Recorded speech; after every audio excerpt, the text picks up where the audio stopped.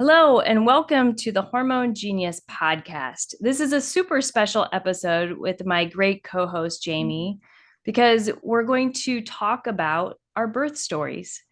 And this is something that's going to be not only fun, emotional, but Jamie and I have never talked about our own birth stories with each other. So it will be completely new information to the two of us. And that's always fun. Mm-hmm. And Jamie, I want to preface this episode with a couple of things. Number one, our birth stories are our personal experiences. And of course, are only that, meaning that your experiences may be completely different. And we totally understand that. So, in no way do we expect that you would use this information as medical advice or to use it to, whatever, for your own birth experience. It's just our way of telling you our stories and experiences, which is fun and awesome. Number two, this is poignant and timely for me, Jamie, and I'll tell you why. You don't know this, but Okay. this Christmas, I happened to send off a bunch of videotapes. When I say videotapes, now all of you out there may not know how old I am, but I'm definitely older than Jamie. And so I had my babies in the very, very early 2000s. And back then, we didn't not have smartphones and we did not really have Facebook or anything like that. And so we recorded things, but we did it on these like camcorders. And what I had were these like mini tapes. They're called mini DVs. It was a Sony camcorder. And so this year, my daughter, who's 21, asked me, Mom, I'd really love to see those videos that we took. They've just been sitting in our picture area. And the camera's broken, of course. Mm-hmm. And I thought, I really should send those in. So I sent them into one of those places that converts your videos. Yeah. And I just got them back in the last week. And on those videos are my first four childbirths. Basically, I would say that back then they let you record a lot more than they probably do now. Like we are Yeah. not so like lawsuit crazy as we were probably today. Yeah. So, I had some videos which allowed me to just go back, right? Memories are memories and it's so hard. And I'm sure Jamie, you can Mm-hmm. experience this. It's so hard to remember Mm-hmm. Mm-hmm. sometimes, like when you've had multiple children, what happened in that particular pregnancy? What was different? What was special? Anyway, so getting to watch, and I've only barely touched the surface of watching these videos, but it did right away. I'm like, oh my gosh, there's the birth of my first child. There's the birth of my first son. There's the birth of my fourth child, so it was a really kind of beautiful time. So anyway, I reached out to Jamie and I was like, hey, let's do a podcast on our birth stories. Mm-hmm. So here we are.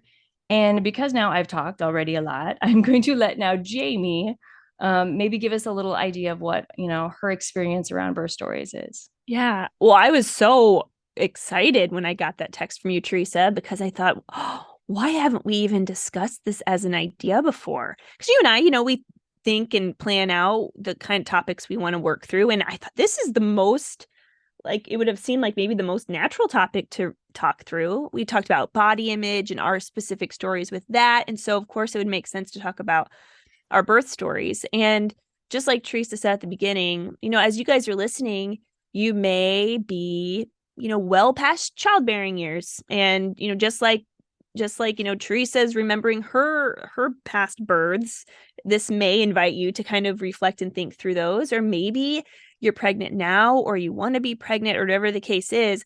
But I'm always really careful when I share my birth story with my first child because it didn't go as planned. So again, if you're listening and you are pregnant, don't worry. Like everything will be fine. We will talk about things that I wish I would have known, or maybe some things I could have told my, earlier self, things that would have helped me. Maybe those things will help you too. But yes, just like Teresa said, the birth story is yours. And we talked about this in earlier episodes, how it's so healing to talk about our stories, whether the story is, of course, childbirth, which is huge in our lives as women, or any other sort of thing that may be joyful or hard. It's really important to process these memories and feelings. It really is like it doesn't escape our body if we don't release it. And often it's important and healthy to talk about them. So in a sense, we can release them as needed. So as a reminder, maybe you don't know this, but I have 4 children. Teresa has 8. So I'll just start off, Teresa, with my very first pregnancy. So my daughter, who is 10 now, she was, we planned, we were trying for just a few months. We were practicing fertility awareness systems and got pregnant. So it wasn't a surprise, I wouldn't say at all. We celebrated that pregnancy, and throughout the whole pregnancy, Teresa, like, easy peasy for me anyway. I mean, that changed later on in other pregnancies. But this pregnancy was like a breeze. I thought I was like this, set aside woman who never will have to suffer through a pregnancy. Like, I didn't have a ton of pain. I didn't gain a ton of weight. Like, it was not hard. But I can say, as I prepared for delivery, like going into that process, I was going through Bradley classes, which, did you ever do that, Teresa? Did you ever do like a natural childbirth class for I did you at not. all? I did not. I kind Okay. of being in the healthcare profession thought I Kind of must already knew. love that, right? I must already know everything because I went through like nurse practitioner school. No, but I did not. Yeah. That's so funny. I can't wait to hear about your stories Mm. because I'm sure, again, we think, oh, we know so much, and it doesn't always go as we hope. So again, Bradley method was so great. If you guys don't know what that is and you're pregnant or you want to be, look it up. Like, if you're interested in fertility awareness, you're going to probably be interested in the Bradley method or other natural childbirth classes. But again, my husband and I, we just didn't know a lot about what to expect. And so it's like this 12-week process where you learn about what to expect. And I'd say that alone was probably one of the best things I ever did in, my pregnancies, really. So anyway, we can kind of dig in more to our stories, but I'll just kind of end this part of me talking with saying this pregnancy, my first pregnancy with Emma, and that whole like labor and delivery, it did not go as planned, Teresa. It didn't go as planned. And so this is one of the things I want to make sure everyone knows, even though this is like the first 7 minutes of our podcast episode, is when you are pregnant with your first child, we can plan all day long. We've heard this 1 million times. You have a plan, but does it? And I can say this, and because I hear it a lot, and Teresa, you hear it a lot more than me. It's with our first babies often is where it doesn't always go as planned, because my body has never had to deliver a baby before. And so I was heartbroken. I took it personally. I thought I did a bad job. I struggled with postpartum depression, which you ladies know if you've listened to that episode. If you haven't, do a search on postpartum depression. We talk about it. But I just wonder, like, how much of that was tied into, this expectation I had for this like life altering experience. And it didn't end up being like I wanted it to be. And so I wish I would have been told. I probably was told. I probably wasn't really paying much attention that, it's okay if it doesn't go like you want it to. Mm-hmm. And so, Teresa, with you, like, how prepared did you feel with your very first pregnancy and then with your very first delivery? Mm-hmm.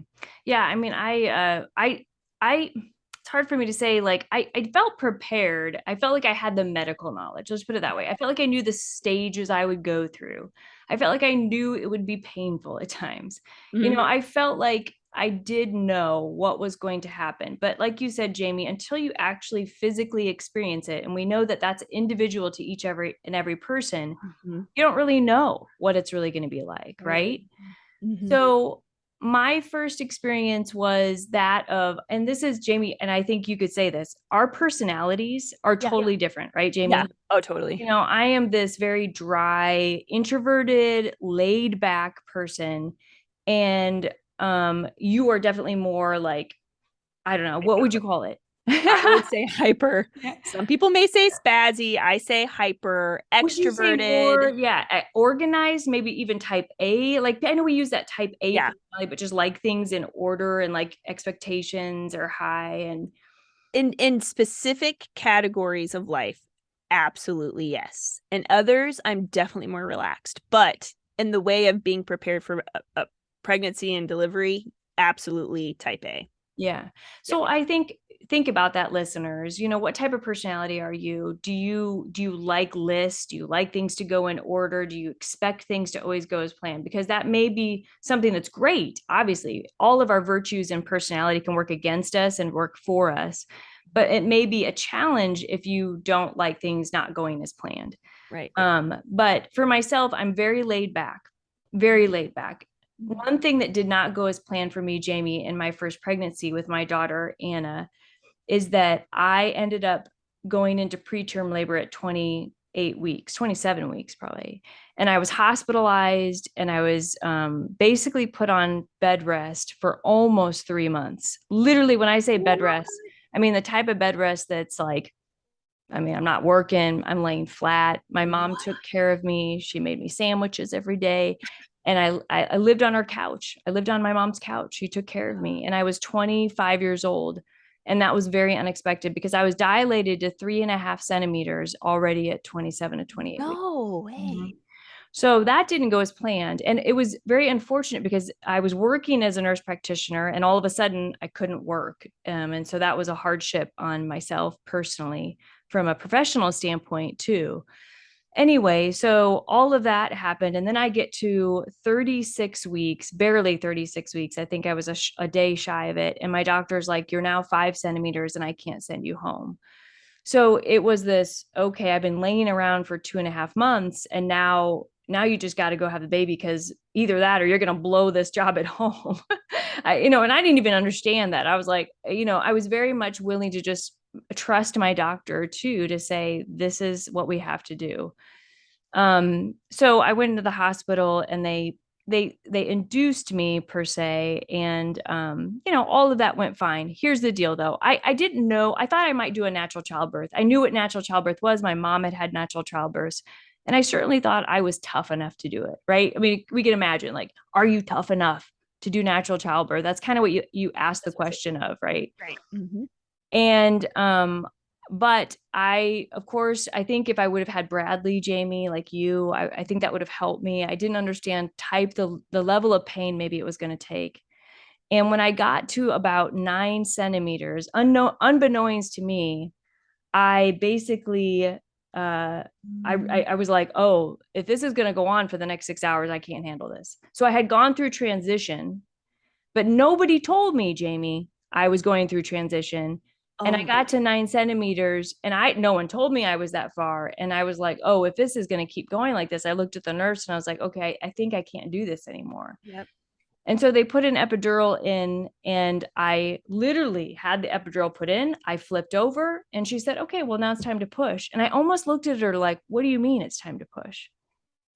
I didn't, I thought this was going to go on for a long time. If someone just would have told me, dude, you got like 20 minutes, girl, just push through.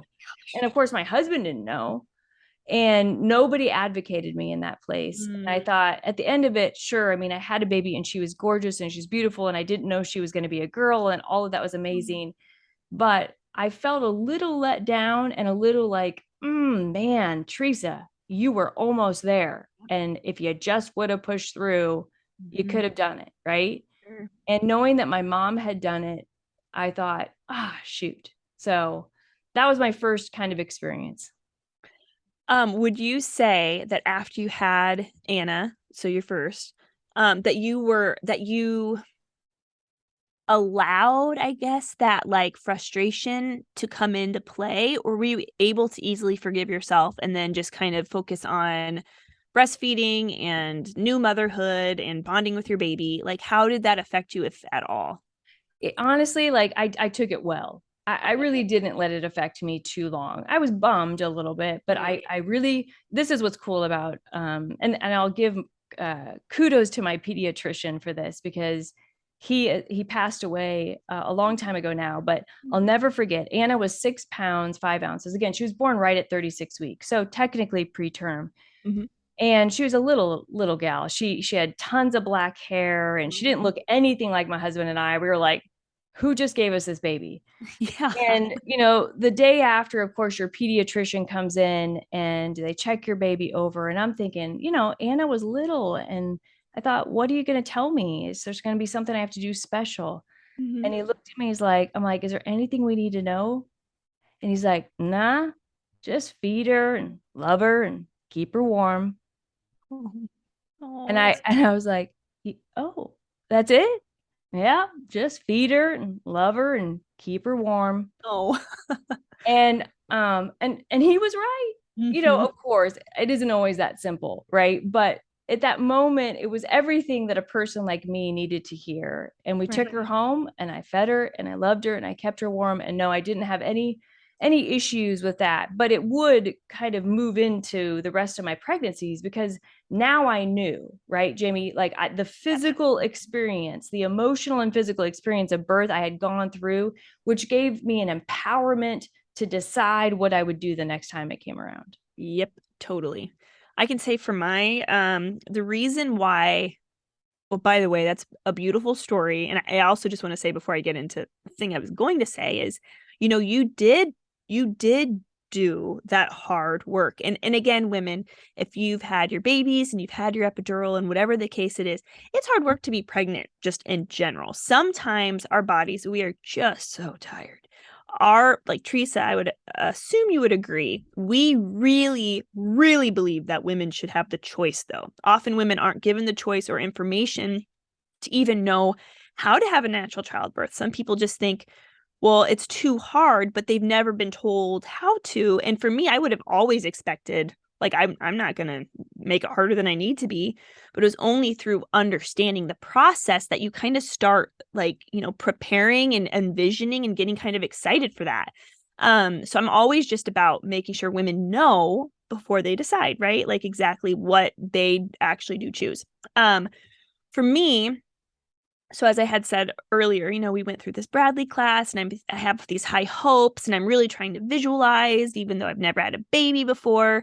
And so my water breaks at week 38. And I think, here it goes. This is going to happen. And the thing about it was that it was a trickle. Like it wasn't like a full blown, like waterfall, like in the movies.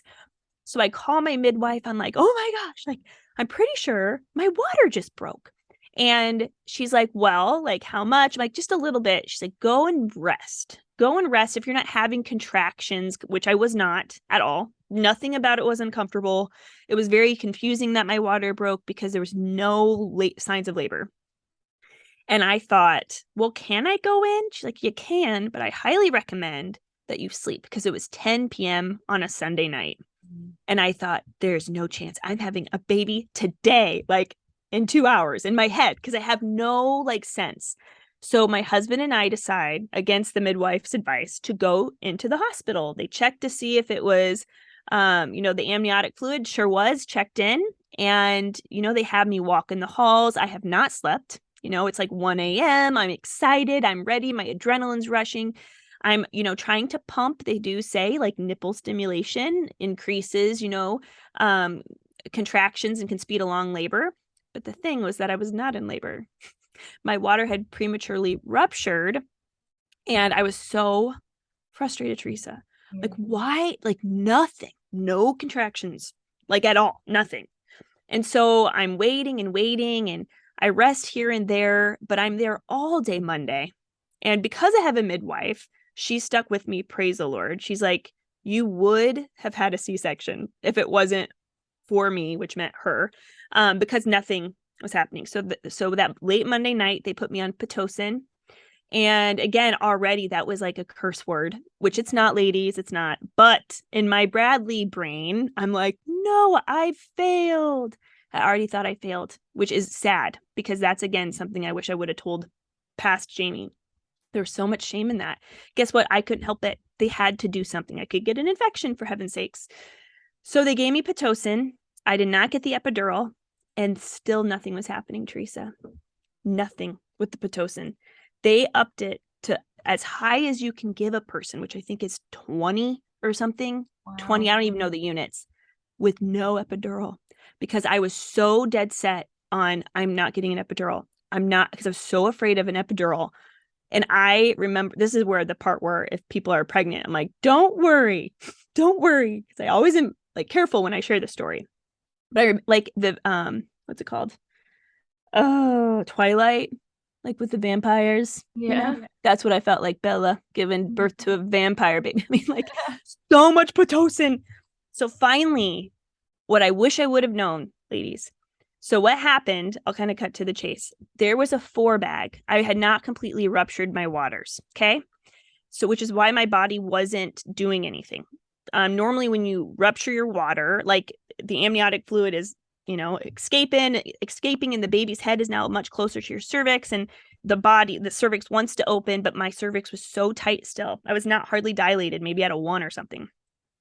And so instead of them just turning down the Pitocin, they kept it high and gave me an epidural.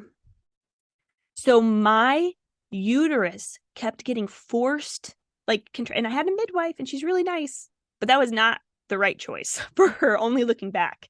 So my body was forcing contractions all night long, and they gave me an epidural so I could sleep. But Mm-hmm. nothing was happening because um I was so tired. I was so worn out. So after I slept and I woke up, they were able to turn down the Pitocin, give me another dose of epidural or whatever, and then like an hour later I had her because I needed to sleep. I was so tired. So I had her at 2 on Tuesday of like at 10 a.m. or something. So I Yeah. went on Sunday night, had her and again, that was not what I expected. So all that to say, I remember that the moments where I was pushing, I was thinking, I don't want to have to go back to my Bradley class and tell them, because you're supposed to go back and tell them your birth Yeah. story. I did not want to say it. I felt like I failed. Yeah. And that is a bummer because I didn't fail and that was really hard work. Do you see that a lot? It's like there's this Oh, four yeah. bag first pregnancy. Like, how often does that happen? Oh, I don't know because I don't, as a nurse You just don't practitioner, I deliver don't babies. deliver babies. But I mean, I think let's just say the failed induction kind of mentality, the idea that your first baby, if your body just wasn't prepared, which we Yep. know it's never done it before, it can be hard, right? Mhm. And so, you hear a lot of stories like yours, Jamie, and I think you're Mhm. right. If you had built yourself up, this is all gonna be natural. I don't want any drugs. I don't want any drugs Right. getting to me nor my baby, right? And you just Yep. feel like, oh man, that didn't work out. Mhm. But the fact is, and I always say this to all my patients, the goal, of course, is a healthy baby. And in the Exactly. end, you had a healthy baby. And praise I did. God, you were able to do it and vaginally. So it sounds like we, in some ways, had similar stories because we both kind of went in thinking we probably would shoot for a natural childbirth Mhm. and then didn't. Yep. So, with my second baby, I went in thinking, okay, I know what the pain level is going to be through transition. And ladies, if you don't know what transition is, it's like, it's from 7 to 10 centimeters. It's the last hurrah. It's the baby coming down through your birth canal and leading to that ring of fire they call crowning, right? So it's the most intense part. And I felt like I could get my brain wrapped around that and to be able to work through it. So with my second one, and this is interesting too. So with my first baby, Dan and I were like, I don't know what if you want people in there, do you not want people in there? So we didn't have anybody with our first little baby. But the second time, my mom had done 6 natural childbirths, Mhm. and I heard her stories growing up all the Mhm. time. She would tell me birth stories. Oh. I knew every one of my siblings' birth stories. I could Oh. tell you them right now because my mom Mm. loved sharing them. Mm. And I thought to myself, why don't I have my mom in here with me? Mm. She's done this before. And guys don't, sure, they want to like support you, but they don't know what it's like to go through it. So I Right. brought my mom in with my second one, and that really made a huge difference to me because I just felt like almost like this like bond of a woman that there with me saying, you've got this, Teresa. And that, I probably, oh, that was so sad. I mean, Isaac, he's my firstborn boy, and I had to call my doctor on a Saturday and beg him to induce me because I was over 40 weeks, and he was supposed to come early, just like Anna. It's a long story, but it's a mess of preterm labor in that pregnancy too. Anyway, he went overdue because I had a really good doctor, and I had to beg him, come in, please, and like we got to get this done. And Isaac was a great delivery, and I did it all natural with my mom at my side. Mm. Um, and it was a beautiful experience. And I just watched that video right Mm. after birth, him coming out, and on that, my sister was recording. And she said, and she's younger than me and she had not had babies before. She's like, Teresa, that was like the most incredible thing I have ever seen. And that is true, isn't it, Jamie? Like if Yes. you get to witness childbirth and you see a woman like be able to like empower her body to push this life out into the world, it is a an Mhm. incredible thing to see. And my sister was with me and my mom was with me, so that was great. I loved it. That's isn't that funny how the second time, so for my second delivery, I also decided I need a woman in here who's going to stand by my side. And while I love my husband, and we went through Bradley, and again, Bradley's great at preparing the husband to be your coach, which is there is a place for that. You talk to your husband, let him know what you want and need, and all these things. But truly, like having my really good friend who had had 5 babies, and just one of my best friends, having her there made all the difference. So for baby number 2, I expected, oh, my water's going to break and I'm going to go in. And this time I'm going to know that there's, what could happen from my first. But of course, was nervous. The second was so much different in such a beautiful way. And so I was late. So it was 41 weeks. I actually, Teresa, I have never gone into natural childbirth ever. Mm-hmm. My body's never, I'm always late and nothing happens. It's very strange. And I wonder if I lived 200 years ago, what would have happened? I mean, Yeah, you do you know what think I mean? about It's a that. little frightening just because the risk goes up, of course, after you get, Yeah. 41, 42 weeks, all that. So anyway, we use prostaglandin gel. You know what prostaglandin gel is? And I don't know, maybe some doctors or professionals find that that's not a good option for their patients, but it's always been used for me because I never go into labor unless I wait. And if so, it's after the 41-week mark, which I was never comfortable with. So they give prostaglandin gel, and what they do is they place the gel at your cervix. You lay back flat. You cannot move for 1 hour. You're in the hospital. If you do not start going into labor, you can be sent home.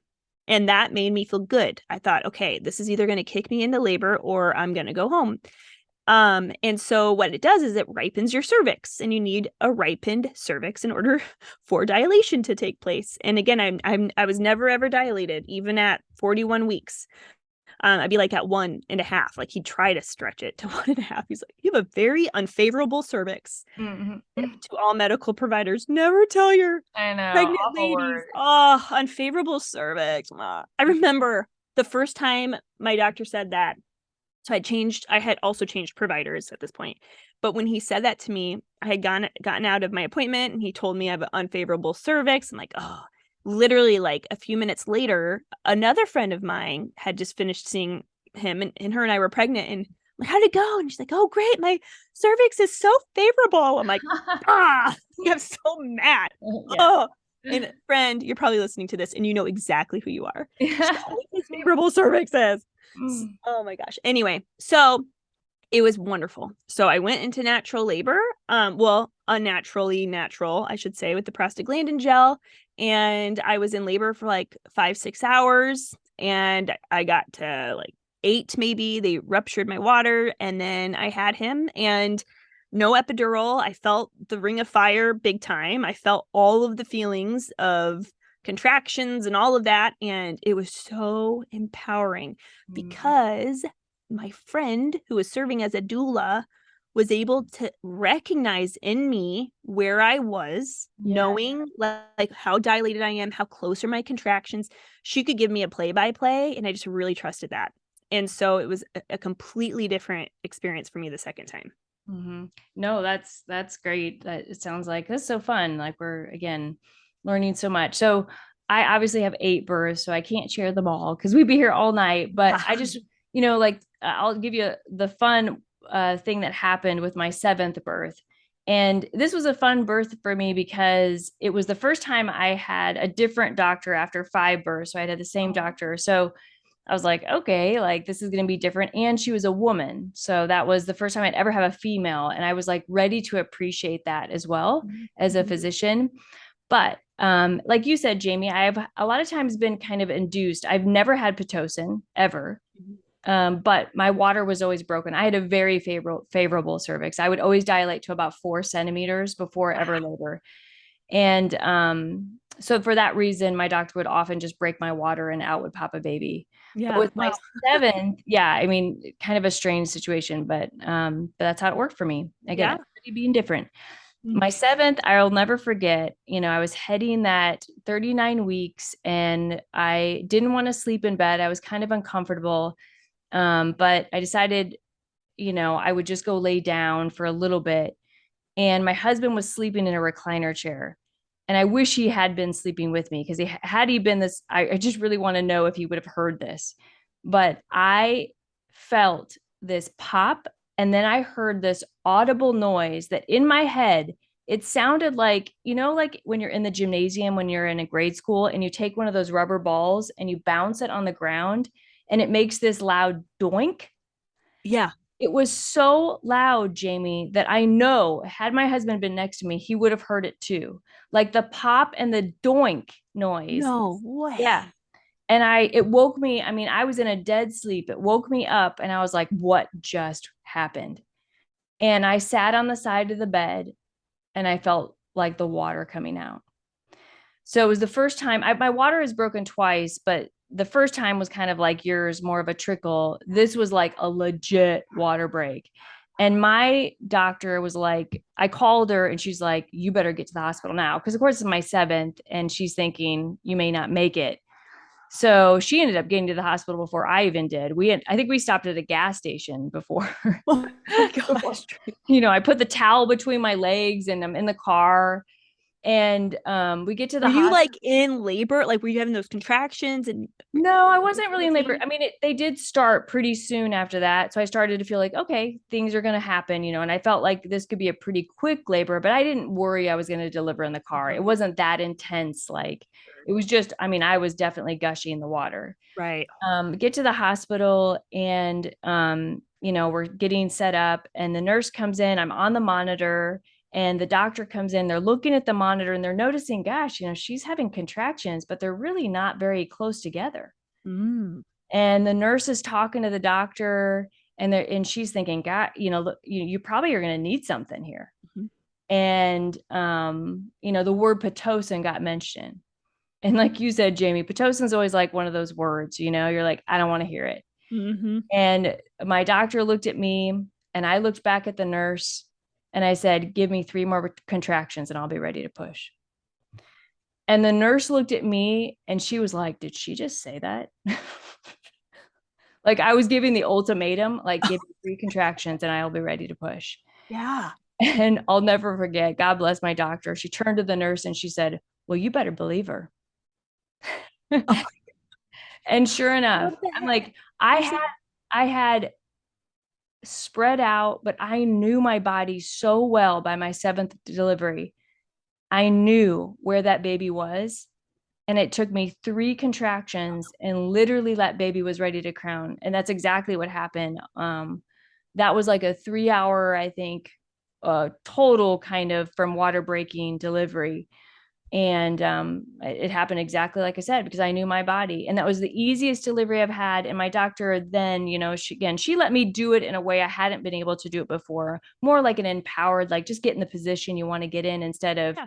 my doctor before was like, you get in the position I tell you to get in a little bit and you Yeah. deliver the baby this way. But I so appreciated that. And it was a fun delivery. You know what? I could tell with my last, which is Miriam, who's Miriam. She is 21 months now.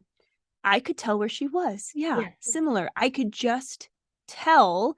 And there Mhm. is something so powerful about visualizing even where your baby is. But I don't think, again, you can visualize, yes, but there's data, subconscious data that is being communicated, So while in my head, I'm trying to visualize her, I think there's actual data about that because it was true. And something that helped me so much with my second and third were very similar. So same story in a sense, in a way. But with Miriam, who I just had, a couple years ago, um, it was even more empowering, I would say, because I had that experience, like you said, from before. So while I still needed the prostaglandin gel and I still needed all of that, I would say I was far more relaxed. I knew that I needed to labor in a tub. I knew that I should set up my diffuser. And this time I read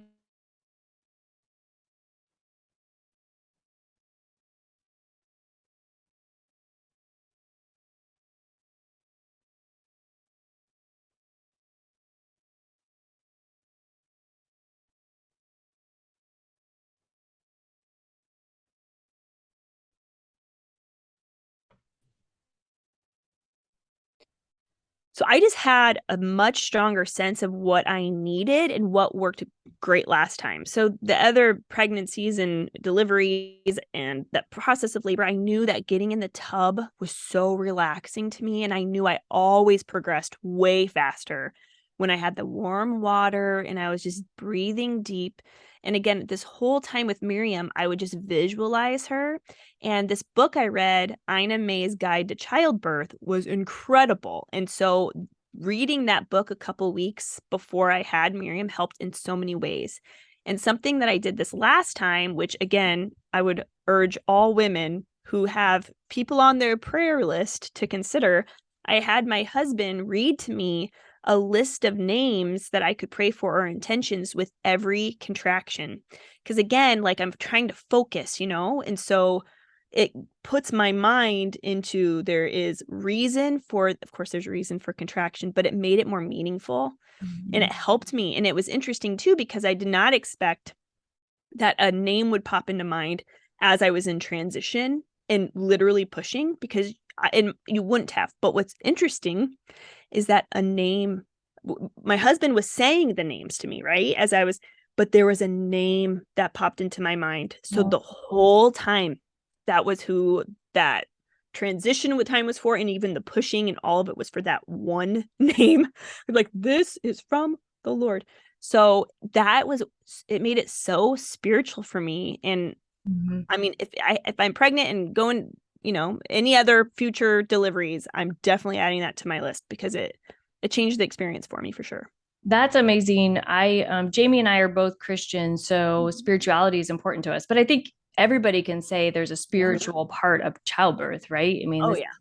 totally, in a sense, like the deepest parts of who we are and giving birth.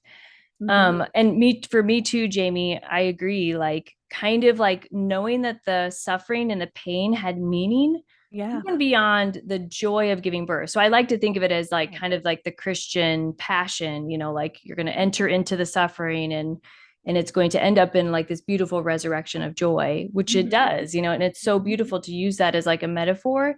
But I also remember feeling that, I could pray for people and use that suffering for some sort of a good.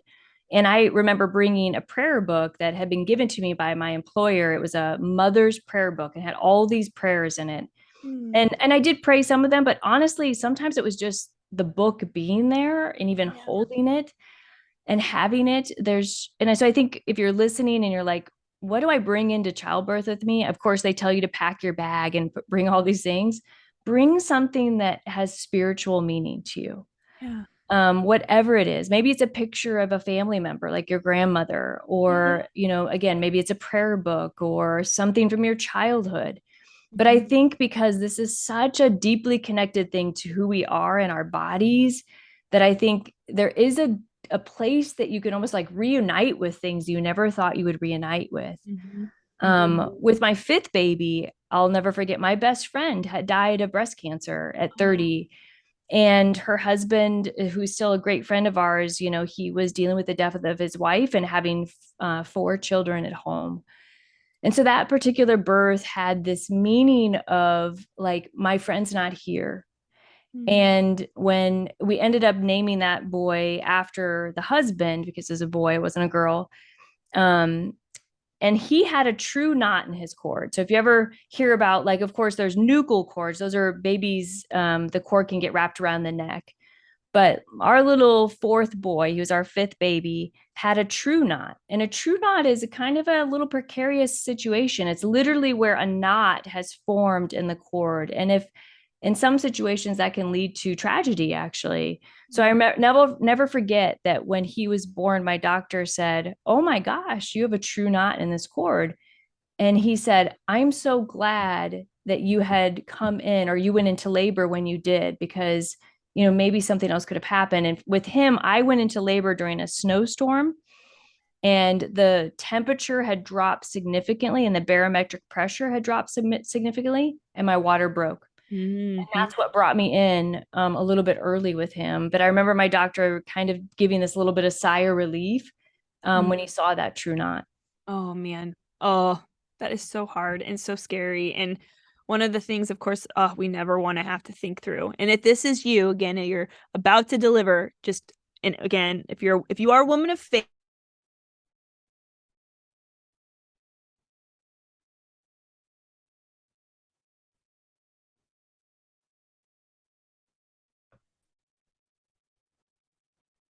oh, Teresa, yes, that would be so scary. And again, we just can pray when we might get nervous. Again, I just think of all those women who are pregnant right now. And again, the percentage of these things happening are, we don't hear this as much nearly as the healthy babies that we see being born every day. So again, if I was pregnant and I heard that, I would just have to say, okay, Jamie, I'm going to stay on the track of faith and trust, and I'm just going to pray and be present and try to enjoy this pregnancy. And it'll be fine. And so if any of you guys are hearing that and you're nervous, just think about the number of babies that you hear every day who are born very healthy. So, but to end here, this is what I want to talk about. So, Teresa, you had said that you brought a prayer book with you, right? So I thought, again, a fun way to kind of conclude this episode could be, let's chat about what were some of our favorite things that we brought in our hospital bag. Jamie, I didn't bring a hospital bag. Like, remember my personality? Do you bring clothes? A Nope. robe? Nope. I think my mom, Slippers? nope. I like to get all the free stuff. Jamie, I'm like all about like the freebies. So I'd be like, hey, I'll take those like hospital slippers with the little grips on the bottom. I don't bring toothpaste, shampoo. I'm like, I'll just take it all free, You are or so funny. free. Nothing's really free. My insurance will pay for that. Exactly. So Well, that's true. literally, Jamie, my only focus was to bring my prayer book and my Yeah. rosary. That was my Yeah. focus. And if I had that, my husband would be like, I'll just go back and get you something. Right. So yeah. Totally. Well, there we go. For all the like type A personalities, which are like me, you don't like it's okay if you forget something. Because Oh yeah. Teresa didn't bring and she's fine. She's Exactly. done this several times, so it's all good. Yeah. So funny. Okay, these are the things I'm always glad I brought. Okay, so slippers. Like my little slippers. I for some reason I always just enjoyed putting on my ding dang slippers, and I think I just have this like maybe unhealthy relationship to slippers. It just makes me feel comfy. Okay. That's one of the things. I would bring, of course, my oils, and I'm going to tell you exactly what I did. So, with the second, third, and onward babies, I would set up the diffuser in the bathroom because I knew that I progressed the fastest in the tub. I would turn down the lights. I would put on some really relaxing music, and I would put it's Serenity, but it's like a blend of like lavender and cedarwood and vetiver. So calming, like a calming aroma. And I try to make it seem like spa-ish. Mm-hmm. Because I'm more type A, I get tense and like really tight. And I knew that if I was tight, I'm not going to progress. And so I literally warm water, low lighting, deep breathing, and these calming aromas that made you just feel nice and calm. Oh my heavens. That definitely made, again, this very memorable experience, especially because aroma does trigger memory. And I really do. When I smell Serenity, I think back to that time that I was laboring in the tub. Secondly, this was an accidental, like just coincidence that I happened to have peppermint oil. But when I was in transition, so the last baby with Miriam, I had a doula because COVID, I couldn't bring my friend into the room with me. And so all I could have, of course, was my husband, who's wonderful, my male doctor, who has delivered the last three, but I couldn't bring my friend. So I ended up hiring a doula, which again was the best thing I could have done personally. So when I felt like I was going to puke, she's like, "Do you have peppermint?" I'm like, oh, "I do." So she got a cotton ball. She put a couple drops of peppermint and put it right in front of my nose. I did not puke. It helped instantly, which is crazy because it was in that moment of like, you're going to be pushing really soon.